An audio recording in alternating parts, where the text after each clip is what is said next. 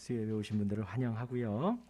오늘 저희는 이제 수요 예배의 웨스트민스터 신앙 고백서 말씀을 나누고 있습니다. 오늘은 이제 제 3장 하나님의 영원한 작정에 관하여 책으로는 44페이지입니다. 계속해서 저희가 이 신앙 고백서 공부를 하는 것입니다. 이것은 우리가 신앙을 세워가는 데 있어서 틀을 세우는 것과 같고, 우리가 성경을 보는 데 있어서 바른 신앙관을, 바른 성경관을 갖는 데 꼭 필요한 것입니다. 그래서 처음에 신앙 고백서 처음에 나온 성경론에 대해서 배웠습니다. 우리의 신앙의 기준이 되어지지요. 성경을 어떻게 봐야 하는지. 성경은 하나님의 정확무오한 말씀입니다. 우리가 이 세상에서 그 어떤 것도 진리라고 하지 않습니다. 상대적으로 변하고, 시대에 따라 변하고, 또 남녀노소에 따라서 다 변하는데, 하나님의 말씀은 여기에 있는 저 7살 아이서부터 어르신까지, 집사님까지, 나이의 그 고하에 상관없이, 남녀에 상관없이 누구에게나 무오한 진리의 말씀이 되어집니다. 그리고 우리가 믿는 것은 이 성경 말씀이 우리의 신앙생활에만 도움이 되는 것이 아니라 우리의 살아가는 삶에 있어서도, 남은 인생에 있어서도의 기준이 되어지고 삶이 되어지고 유일한 표본이 되어지는 것입니다. 그래서 우리는 다른 것을 의지하지 않고 하나님의 말씀만을 의지하며 살아가는 것이지요. 그리고 이어서 우리가 신론을 배웠습니다. 그 성경에 기록되어진 하나님이 어떠한 분이신가? 하나님은 참되십니다. 거짓되지 않습니다. 하나님은 참이십니다. 참. 그리고 완전하시지요. 우리는 불완전합니다. 우리는 늘 까먹고 잊고, 우리는 늦고 실수투성이지요. 그러나 하나님은 완전하십니다. 그리고 무한하지요. 우리는 유한합니다. 제가 예언컨대 100년 후에 이 자리에 남아있을 사람 아무도 없습니다. 100년 후에. 우리는 그렇게 유한해요. 모든 것에 있어서요. 그러나 하나님은 무한하십니다. 우리가 상상할 수 없다라는 뜻이에요. 그리고 하나님은 영이십니다. 우리의 눈에 보이지 않아요. 그리고 영원하십니다. 지혜로우시고 하나님은 거룩하십니다. 스스로 계시고요. 생명과 또한 평강과 선이 있으십니다. 그래서 우리가 하나님을 알아가면 그것이 곧 우리가 생명을 얻는 거예요. 이 땅에서도 우리가 지금 생명을 얻었습니다. 영원한 생명 속에 살아가는 거예요. 우리 하나님이 생명이시기 때문에, 그리고 하나님이 평강이시기 때문에 우리가 하나님을 알아가면 우리의 마음이 평화가 찾아옵니다. 환경이 변해서 편안한 것이 아니라 하나님이 내 안에 계셔서 어떠한 상황과 환경 속에서도 평안한 것이에요. 자애롭다고 말씀드렸고 자비롭다고 말씀드렸어요. 하나님의 이러한 속성이 있습니다. 하나님은 우리가 믿는 하나님, 우리가 아까 찬양한 하나님, 우리의 이 시간 예배를 받으시는 그 하나님이 이런 분이시다라는 것이에요. 그리고 이제부터 우리가 배울 것은 그 하나님이 어떠한 분이신가. 그래서 지난주 수요일에는 삼위일체에 대해서 제가 말씀을 드렸습니다. 하나님의 어떤 분이신지에 대해서 나왔고, 그리고 이어서 하나님이 어떠한 사역을 하시는가에 대해서 이제부터 나눌 거예요. 그런데 우리가 성경을 통해서 하나님의 존재를 어떻게 알 수 있는지, 하나님이 어떤 사역을 하는지 다 알 수는 없지만, 앞으로 신앙 고백서에 기록되어진 대로 우리가 부분적으로 알아가고, 그 부분에 있어서 하나님이 어떠한 사역을 하시는지에 대해서 앞으로 배우게 될 것입니다. 그리고 하나님의 사역을 세 부분으로 나눌 수 있습니다. 그것은 하나님이 창조하신 창조 이전, 그리고 창조하실 때, 그리고 창조 이후로 나뉘어지는데, 오늘 배울 부분은 하나님이 창조하시기 이전의 부분을 배우게 됩니다. 하나님께서 선하신 뜻대로 모든 것을 계획하셨다는 것을 나누려고 합니다. 그래서 오늘 말씀을 읽었는데 말씀 잠깐 뒤로 하고요. 44페이지 제 1절이라고 나와 있지요. 하나님께서는, 우리가 한번 쭉 읽어보겠습니다. 1절 시작. 하나님께서는 영원 전부터 그 자신의 뜻에 지혜롭고 거룩한 경륜에 의하여.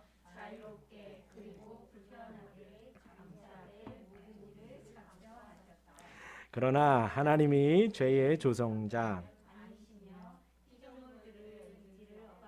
아니시며 제2 원인들의 자유나 도리어 성립하신. 아멘.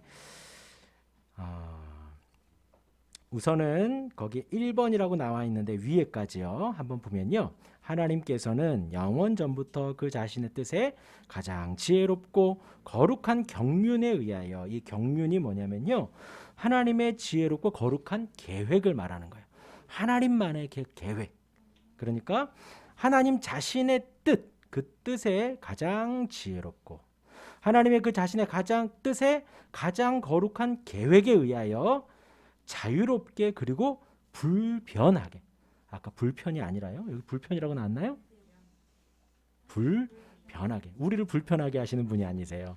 불변하게 장차될 모든 일을 작정하셨다.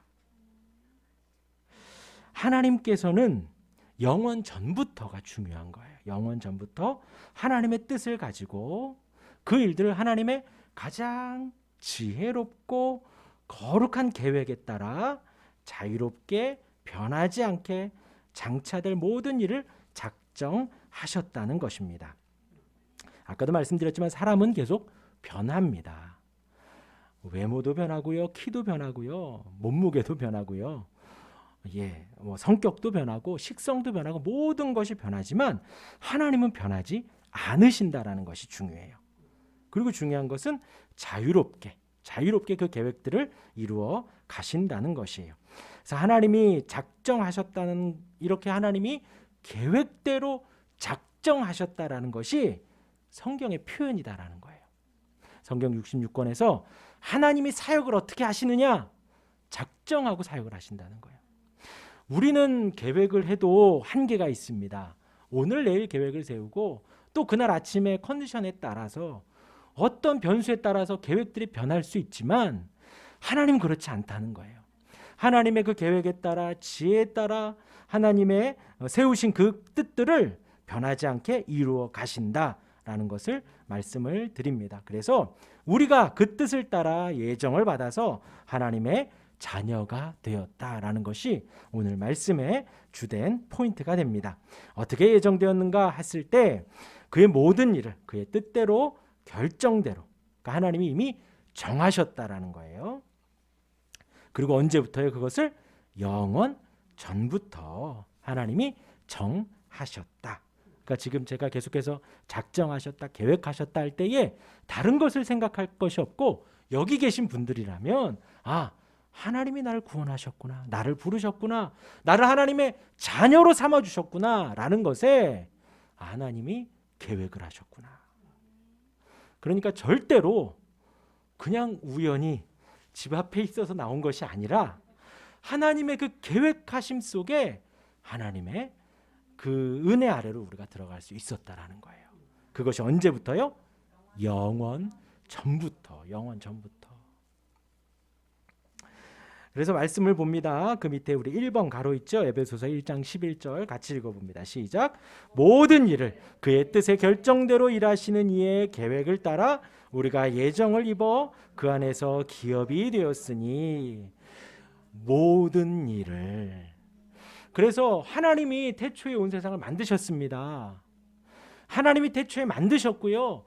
절대로 지금 뒷짐지고 계시거나 팔짱 끼고 계시는 분이 아니라 지금도 일하고 계시다는 거예요. 그래서 우리가 눈을 떴을 때 숨 쉬고 있구나. 그럼 하나님이 나에게 호흡을 주셨구나. 그리고 이제 배가 고파요. 하나님이 나에게 배고픔을 주시는구나. 밥을 먹습니다. 그 한도 끝도 없이 먹지 않죠. 포만감이 와요. 하나님이 그만 먹으라고 하시는구나. 그리고 또 좀 있으면 또 배가 고파요. 배고프게 하셨구나. 또 졸리게 하시는구나. 다음 날에는 또 생명을 주시는구나. 예요. 사람들은 잘 먹고 잘 살고 하루하루 살아가지만 우리는 그 하루하루 시시각각의 호흡과 먹는 것과 마시는 것과 생활하고 지내는 모든 것이 하나님의 결정과 역사와 작정과 인도하심이다라는 것입니다. 더불어서 이 풀이 나는 것도요, 물을 잘 주고 잘 키워서가 아니라 하나님이 풀이 나게 하시고 꽃이 나게 하시고 살아가게 하시는구나라는 것이에요. 모든 일을 그의 뜻의 결정대로 일하신다는 것입니다. 지금도 하나님이 성실하게 신실하게 일하고 계신다는 거예요. 어떤 것을 따라? 그 계획을 따라. 그리고 그 계획 안에 우리가 들어가 있다는 것이에요. 하나님이 나를 그 계획 안으로 불러주셔서 영원전부터 나를 향한 그 계획을 갖고 계셔서 그 예정을 입어 그 안에서 기업이 되고 하나님의 자녀가 되고 하나님의 나라의 상속자가 되었다라는 것입니다. 그리고 이제 오늘 말씀 로마서 9장을 봅니다.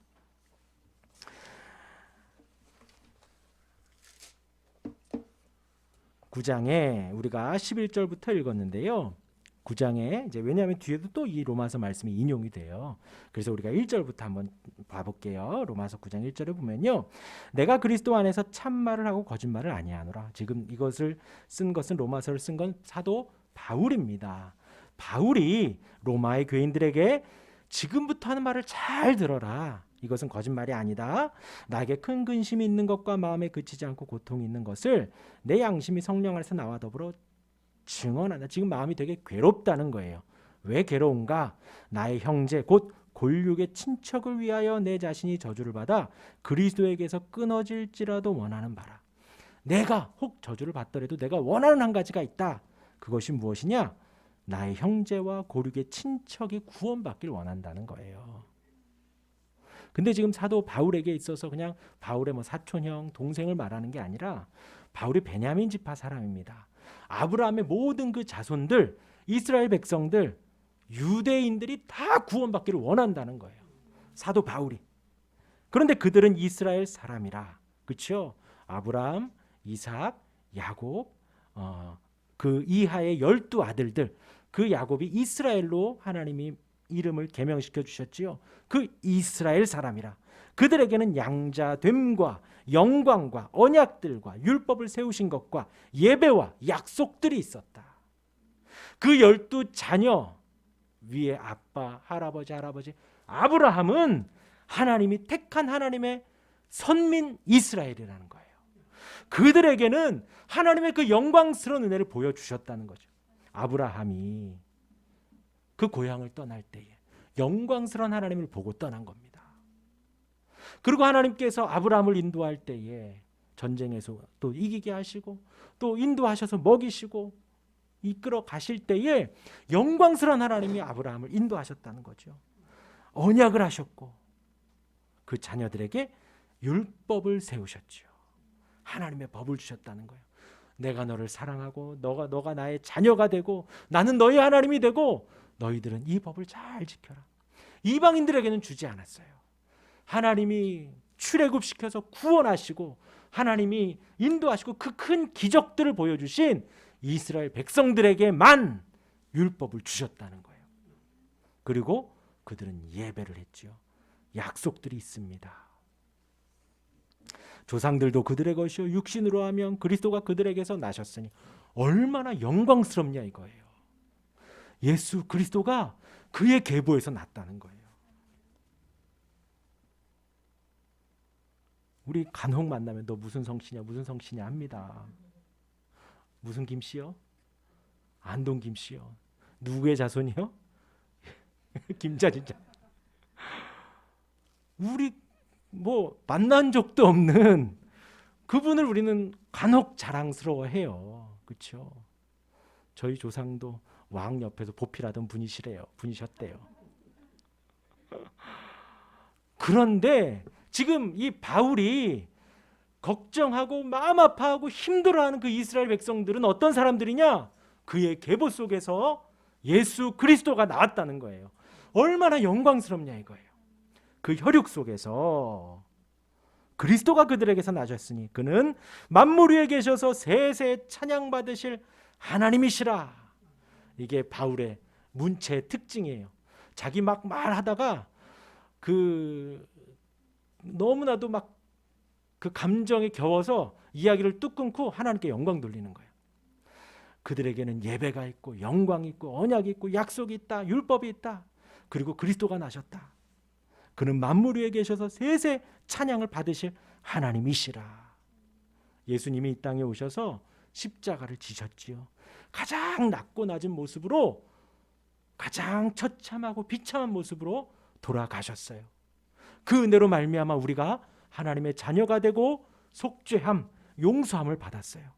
하나님의 택한 모든 백성들이 하나님을 아버지라 부를 수 있게 되었고, 그 하나님 안에서 우리가 신앙생활을 하고, 우리 또한도 예수님이 하나님을 아버지라고 부른 것처럼 우리 또한 하나님을 아버지라 부르고 담대히 그 보좌 앞에 나아갈 수 있게 되었어요.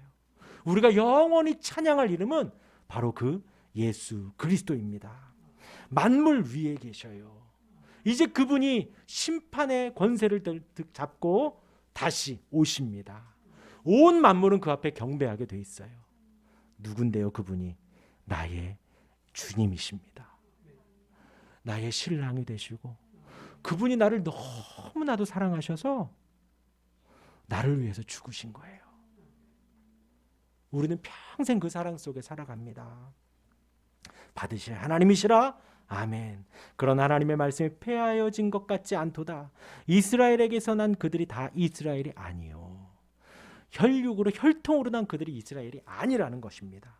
또한 아브라함의 씨가 다 그의 자녀가 아니라 오직 이삭으로부터 난 자라야 내 씨라 불리리라 하셨으니 곧 육신의 자녀가 다 하나님의 자녀가 아니요 오직 약속의 자녀가 씨로 여기심을 받느니라. 그들은 지금 그렇게 살고 있거든요. 하나님을 예배하지도 않고 그 언약을 기억하지도 않으면서 나는 아브라함의 자손이야, 나는 언약의 자손이야, 난 하나님의 사랑을 받는 사람이야, 구원받았어, 선민이야 라고 살아가고 있거든요. 바울이 지금 그들을 향하여서 일침을 가하고 있습니다. 약속의 말씀은 이것이니 명년 이때에 내가 이르리니 사라에게 아들이 있으리라 하심이라. 그뿐 아니라 또한 리브가가 그의 조상 이삭 한 사람으로 말미암아 임신하였는데 그 자식들이 아직 나지도 아니하고 무슨 11절 같이 한번 읽어봅니다. 시작.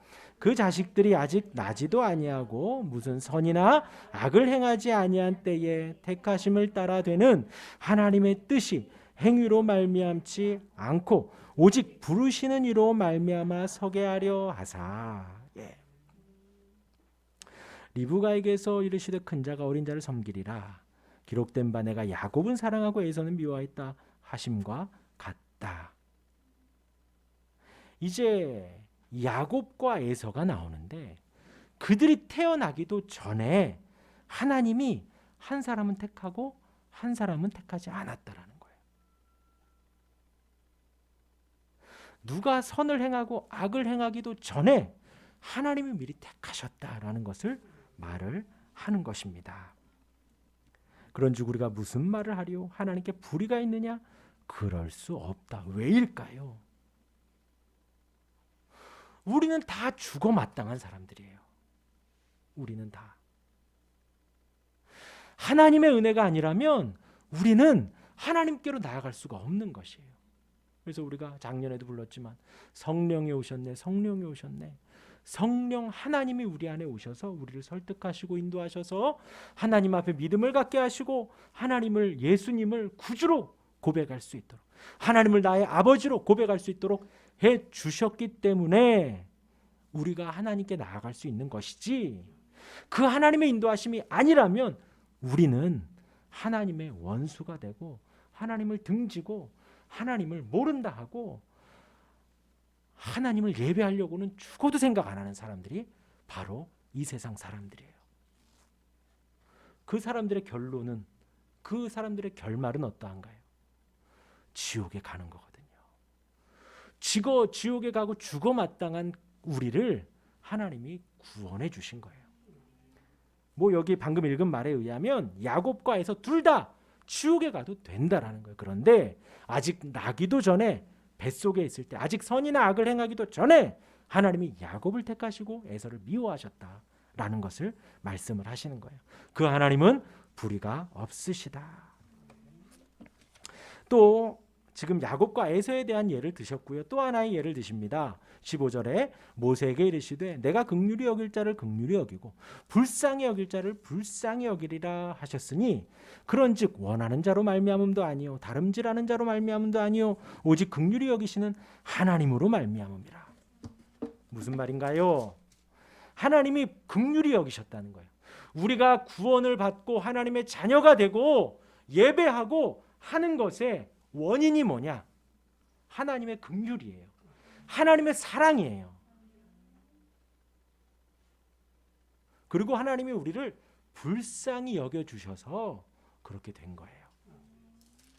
그 다음 말씀이 뭐냐면 원하는 자로 말미암음도 아니었다는 거예요. 내가 막 원해서 구원을 얻은 것이 아니라는 거예요. 다름질하는 자로 말미암음도 아니라는 겁니다. 열심히 해가지고 얻은 것도 아니라는 거예요.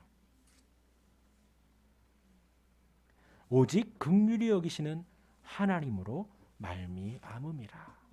그래서 모든 영광을 하나님께 돌리는 것입니다. 내가 잘해서도 아니고 내가 잘나서도 아니고 잘생기고 착하고 원하고 뭐 기도를 몇 번을 해서도 아니라는 거예요. 오직 긍휼히 여기시는 하나님으로 말미암음이라. 왜 이런 말을 하냐? 모세에게 지금 그렇게 이야기를 했다 그랬죠? 17절에 성경이 바로에게 이르시되 이 바로는 그 바로입니다. 애굽의 바로. 바로 애굽의 바로. 바로에게 이르시되 내가 이를 위하여 너를 세웠으니 곧 너로 말미암아 내 능력을 보이고 내 이름이 온 땅에 전파되게 하려 함이라. 이 말씀만 보면 되게 좋은 바로 같아요. 그렇죠? 그런데 이 바로는 어떤 바로냐?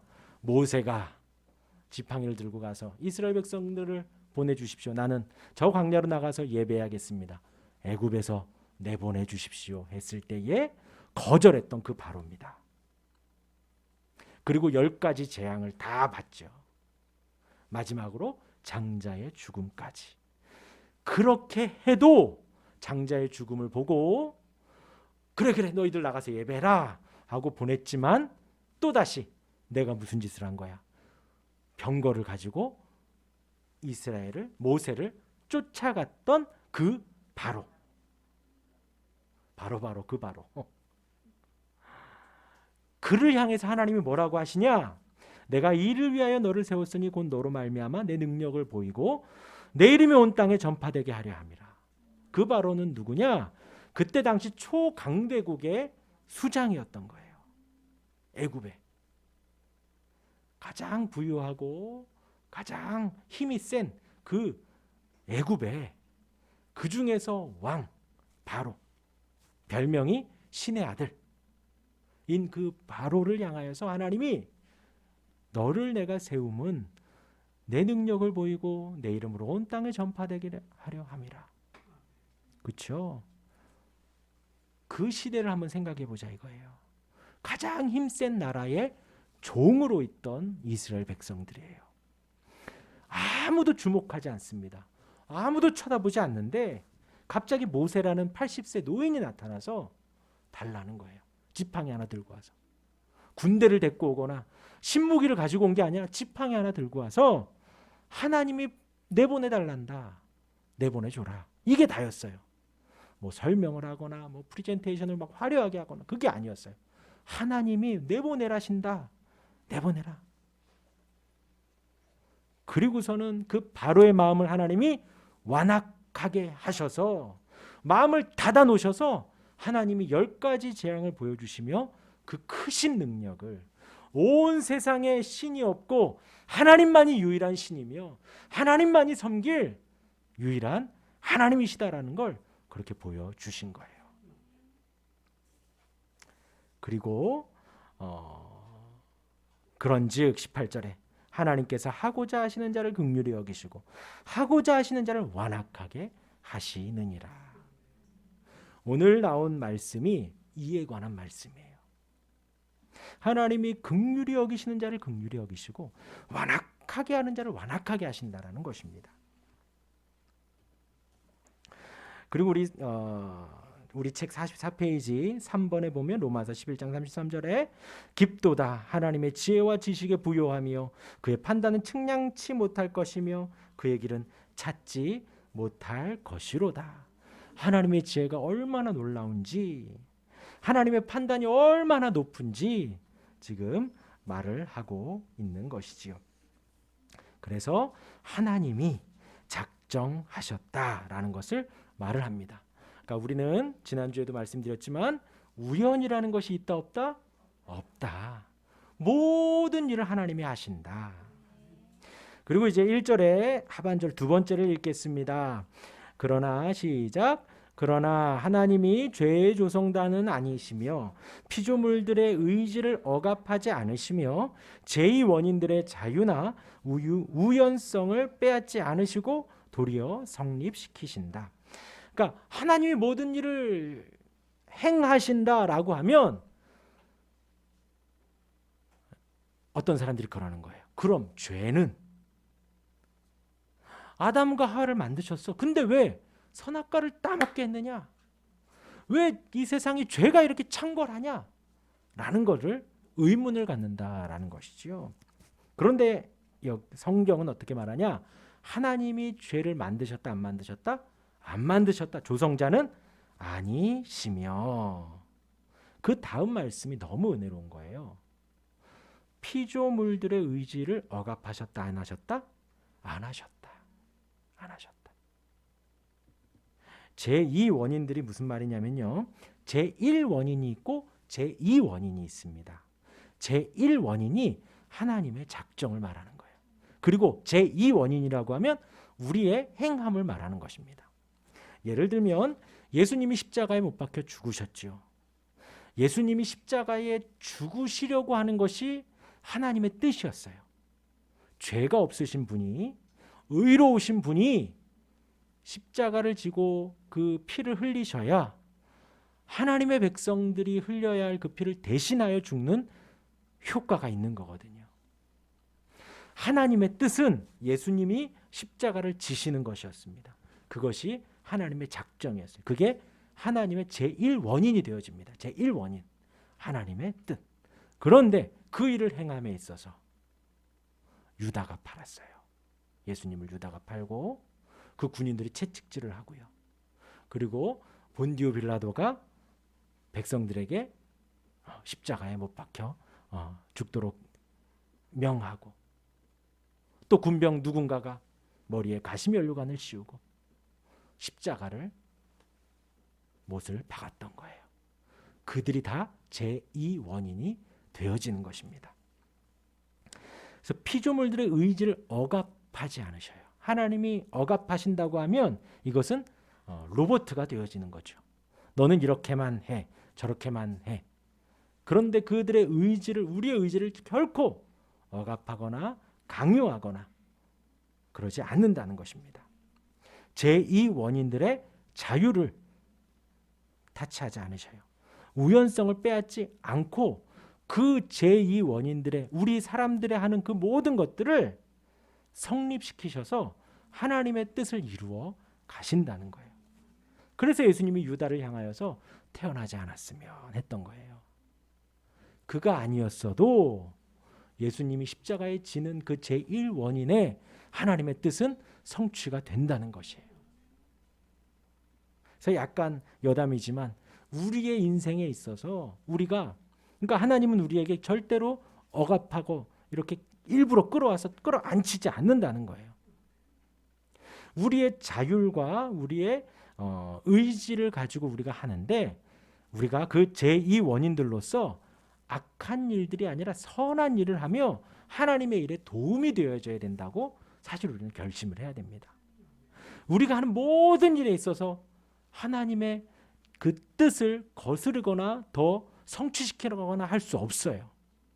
하나님의 일은 변함없이 이루어집니다. 우리의 기도는 뭐냐? 하나님의 그 뜻에 우리가 맞춰 살 수 있도록 도와주십시오. 하나님이 하시는 그 일에 우리가 도움이 될 수 있도록, 조금이나마 도움이 될 수 있도록 그렇게 우리가 기도할 수가 있는 것입니다. 그런데 이제 여기에서 우리가 이제 죄가 나왔죠. 죄. 왜 죄의 조성자가 아니냐라고 할 때 우리가 죄라는 개념이 잘 알아야 되거든요. 하나님의 말씀, 그 하나님의 속성에 불순종하는 게 죄라는 거예요. 예를 들면 이렇습니다. 만약에 어둠이 있어요. 어둠을 밝히는 빛이 얼마만큼이면 밝힐 수 있을까요? 이렇게 뭐 형광등 몇 개면 밝힐 수 있을까요? 조그만 촛불 하나만 있어도 어둠은 밝혀져요. 그 조도의 차이가 있을 뿐이지 어둠은 그냥 어둠일 뿐입니다. 빛이 없는 게 어둠이에요. 빛이 조금이라도 있으면 어둠은 사라지게 돼 있어요. 마찬가지로 하나님에게는 죄가 없으십니다. 죄라는 것은 하나님 없이 사는 것이 죄라는 거예요. 하나님이 없이 내가 하나님 되어서 내가 뭔가를 다 하려고 하니 우리가 생각하는 폭력이 그렇게 생기는 거죠. 또 남의 것을 빼앗는 게 그렇게 생기는 거죠. 하나님이 주실 때까지 기다리면 되죠. 근데 내가 지금 갖고 싶으니까 빼앗는 거예요. 내가 지금 기분 나쁘니까 한 대 치는 거죠. 험한 말하고. 하나님이 없는 상태가 그냥 죄의 상태라는 것입니다. 하나님이 있고 말씀이 있고 하나님 말씀에 순종해 가는 것이에요. 그래서 하나님을 죄의 조성자라고 하지 않습니다. 하나님이 없는 그 가운데서 하는 것이 죄라는 것이에요. 그렇게 이제 죄에 대해서 말씀을 드리고요. 1절이 넘어가고 우리 45페이지 우리 2절을 읽어보겠습니다. 중간에 나와 있죠. 비록 시작. 비록 하나님께서는 미래의 어떤 환경에서는 어떤 일들이 일어날 것을 아시지만 그러나 그가 예지하시는 그 지식을 따라 일들을 작정하신 것은 아니다. 이 2절이 왜 나왔느냐면요. 하나님이 모든 것을 정하셨다라는 것을 작정이라고 하는 거예요. 그렇죠? 그런데 하나님 모든 것을 아신다라는 것을 예지라고 합니다. 하나님이 정하심이 먼저고 하나님의 그 지혜대로 행해 가는 것을 예지라고 하는데 그래서 지금 이 말은 하나님이 모든 걸 다 아셔요. 이렇게 하고 저렇게 할 줄 알아. 그리고 작정을 나중에 한다라는 말이에요. 그렇게 되어지면 하나님의 그 예지가 있는데 사람들은 자기 마음대로 행하게 되고 행하게 되는 것에 따라 하나님이 나중에 정하신다라는 말이 되는 겁니다. 이 2절의 말씀은요. 그것은 우리 그 어떤 하나님의 은혜로 구원받은 것을 말하는 게 아니라 사람이 잘해서 구원을 받았다라는 것까지 해석이 확대가 돼요.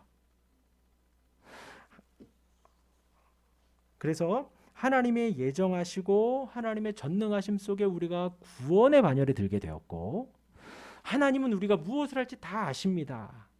이것이 맞는 그래서 예정, 예지가 맞는 말이고요. 반대로 예지, 예정을 주장하시는 분들이 계세요. 하나님 모든 걸 다 알고 계신다. 그리고 정하는 건 나중에 정하신다는 거예요. 모든 일이 어떻게 진행될지 아시지만 확정해 놓지 않고 인간이 어떻게 행동하는가에 따라 후에 결정을 하는 것. 그러니까 누가 구원을 받고 누가 구원을 받지 않는 것을 후에 정하신다는 거예요. 그것이 이렇게 예지 예정의 논리대로 예지가 예정보다 하나님이 아시는 것이 먼저가 되어지면 인간 스스로 결정할 믿음의 방편으로서 구원에 이르게 됩니다. 논리는 그래요. 그런데 그렇게 해서 구원에 이를 사람은 아무도 없습니다. 사람은 악하기 때문에 우리가 구원받았지만 우리 또한도 악해요. 악해. 그래서 2절은 그것을 좀 경고하고 있습니다. 하나님 모든 걸 정하셨고 정하심대로 우리가 살아가고 있다라는 거예요. 그리고 그러면서 피조물들의 의지를 억압하지 않습니다. 우리가 예배할 수 있고 예배하지 않을 수 있어요. 그런데 믿는 자라면 하나님이 언제든 다시 부르신다라는 것이지요. 넘겨서 우리 3절 46페이지 3절을 보겠습니다. 시작. 하나님께서 자기의 영광을 드러내시기 위하여 하나님의 작정에 의하여 얼마의 사람들과 천사들은 영원한 생명회로 예정하셨고 또 다른 얼마는 영원한 사망에 이르도록 예정하셨다. 이것이 네, 이것이 소위 말하는 이중 예정이다. 예. 하나님이 정하셨어요. 어떤 것을요? 구원받을 백성들을 정하셨습니다. 그리고 하나님이 지옥에 보내는 사람들을 정하셨다라는 거예요. 아까 말씀을 봤죠. 하나님께서 모세와 이스라엘 백성들을 출애굽시키기 위해서 정하셨고, 하나님께서 하나님의 영광을 더 드러내시기 위하여서 바로와 그의 종들을 유기하시기로 정하셨다라는 거예요. 영원한 사망에 이르도록 예정하셨다. 그런데 만약에 이렇게 제가 말씀을 드리면요, 이렇습니다. 우리는 거기에 이제 우리가 선한 마음으로 하나님을 생각하며 감사하면 그걸로 되는데, 마음 한켠에 그런 거예요. 나 만약에 버려진 사람이면 어떡하지? 혹은 저 사람은 어떨까? 저 사람은 과연 구원받았을까? 버림받았을까? 우린 이런 생각을 하게 돼요. 희한하게 저 한쪽 구석에서는 그냥 정하셨다. 하나님이 버림받. 그런데 우리는 그 뒤에 건 생각하지 말고요. 하나님이 나를 태초전부터 정하셨구나 하고 감사하면 되거든요. 그런데 우리는 꼭 한쪽에 그런 생각을 하게 돼요. 그런데 그것은 우리가 이 땅에서 알 수 없어요. 근데 이제 신학자들은 무엇은 알 수 있냐? 내가 구원받은 것을 나는 알 수 있다는 거예요. 나는. 성령 하나님이 내 안에 오셨고, 내가 예수님을 나의 유일한 구주로 믿고, 하나님이 나의 아버지가 되시고 나의 보호자가 되시고, 내가 어디를 가든 나를 지키시고 인도하신다라는 것을 나는 알아요. 사람들은 몰라도 나는 안다는 거예요. 그래서 다른 사람이 택함을 받았냐 버림을 받았냐, 우리는 그걸 고민할 필요는 없어요. 그것을 고민하실 분은 오직 한 분이세요. 하나님만 그것을 고민을 하시는 거죠. 미리 정하셨죠. 우리는 아무도 모릅니다. 그래서 때를 얻든지 못 얻든지 전하라는 거예요. 복음을 전하고, 누구에게든 하나님의 말씀을 전하고, 하나님의 나라를 전하고, 말씀을 전하고, 복음을 전하는 것입니다. 그리고 우리 4절 읽겠습니다. 4절 시작. 이렇게 예정되고 미리 작정된 이 천사들과 사람들은 특별하게 불변하도록 계획되었으며 그 수효는 분명하고 정해져 있으며 증감될 수 없다. 그 수가 정해졌다는 거예요. 태초 전부터. 근데 그러면 우리는 또 이렇게 생각을 합니다. 태초 전부터니 지금 우리가 AD 2022년이잖아요. 예수님 오시고도 2022년이에요. 그럼 그 전에는요, 너무 많아요. 그렇죠? 그 수효가 정해졌다라는 것에 우리는 우리의 산수만 생각을 해서 1000명, 10,000명, 그렇죠? 그래서 어떤 이단들은 14만 4천 명 뭐 이렇게도 해요. 그런데 그 14만 4천도 상징수죠. 실수가 아닙니다. 진짜 수가 아니라 그렇게 많은 수를 하나님이 구원하셨다라는 것으로만 우리가 알면 돼요. 그렇죠? 그런데 그 수가 정해져 있다는 것입니다. 거기에 있어서 우리의 은혜가 더 극대화가 되는 거예요. 그 수 안에 내가 들어가는구나.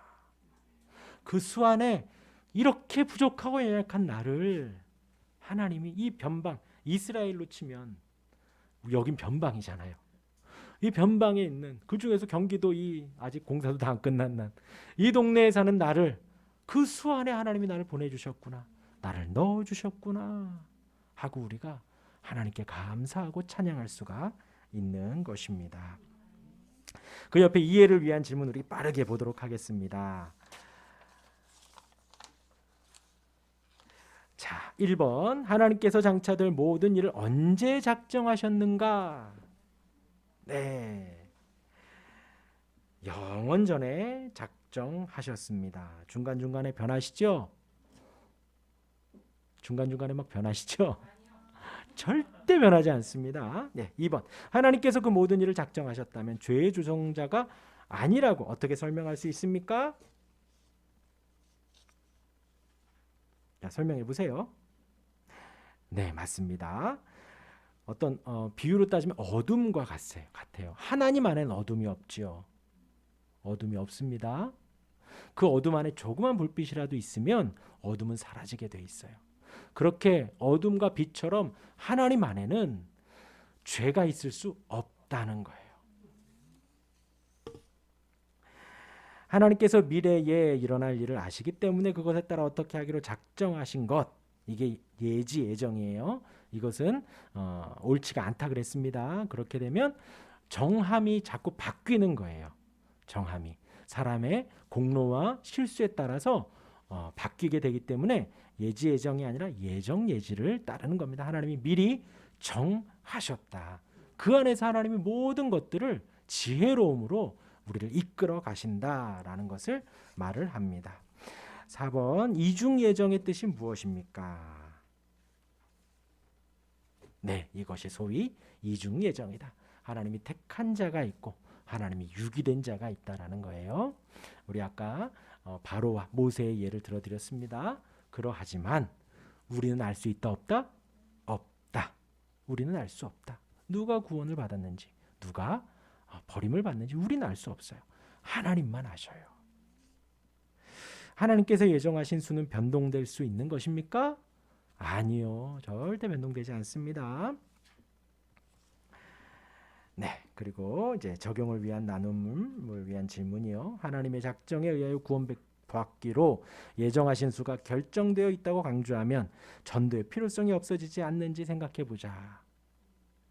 아니라는 거예요. 그렇죠? 다 정해놨는데 뭐 하나님이 다 하실 텐데 내가 할 길이 뭐 있어? 그것이 아니에요. 하나님은 결코 우리의 자유의지를 침해하지 않으십니다. 그래서 하나님의 지혜가 놀라운 거예요.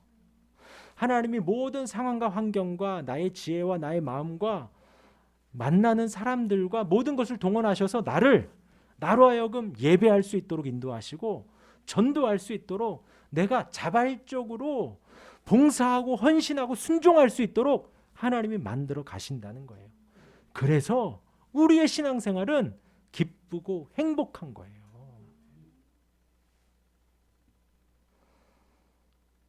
아이들 중에 그런 아이가 있죠. 자라 그러면 책 보는 아이가 있습니다. 책 보라 그러면 논다 그런 애가 있고요. 그럼 놀으라 그러면 싸워요. 정말 로봇이었으면 좋겠어. 자라 엔터 딱 하면 픽 자고. 그런데 우리 하나님은 절대로 그렇지 않는다는 거예요. 그리고 신기한 것은 시켜서 하는 일이 제일 재미가 없어요. 제일 재밌는 일은 내가 하고 싶을 때 하는 거예요. 우리의 신앙생활이 하나님이 그렇게 만들어 가신다는 거예요. 하나님이 그렇게 해 가신다는 거예요. 내가 신앙생활 할 수밖에 없도록 내가 자발적으로 신앙생활하고 자발적으로 순종하고 그래서 우리의 신앙은 행복하고 기쁜 겁니다. 내가 하고 싶어서 하니까. 하나님이 너무 좋아서 하니까. 뭐 지옥이 무서워서 하는 것도 아닙니다. 아니면 내가 신앙생활 열심히 하면 복 주시니까 하는 것도 아니에요. 그것도 다 조건이 되어져 버려요. 하나님 내가 이만큼 하면 이거 주십시오. 저만큼 하면 저거 주십시오. 하나님 자체가 너무 좋아서 우리로 신앙생활하게 만들어 가시는 거예요. 왜냐하면 하나님은 나를 너무나 사랑하셔서 나를 위해서 십자가 죽으셨거든요. 조건이 없어요. 내가 회개하기도 전에 하나님의 원수가 되었을 그때에 나를 위해서 죽으셨다라는 거예요. 나를 그렇게 사랑으로 보여주신 그 사랑 때문에 우리 또한도 우리의 전 인생 속에서 예수님께 모든 것을 드리고 하나님께 모든 것을 드려도 아깝지 않고 슬프지 않고 억울하지 않아요. 그렇게 하나님을 섬기도록 하나님이 우리를 만들어 가십니다.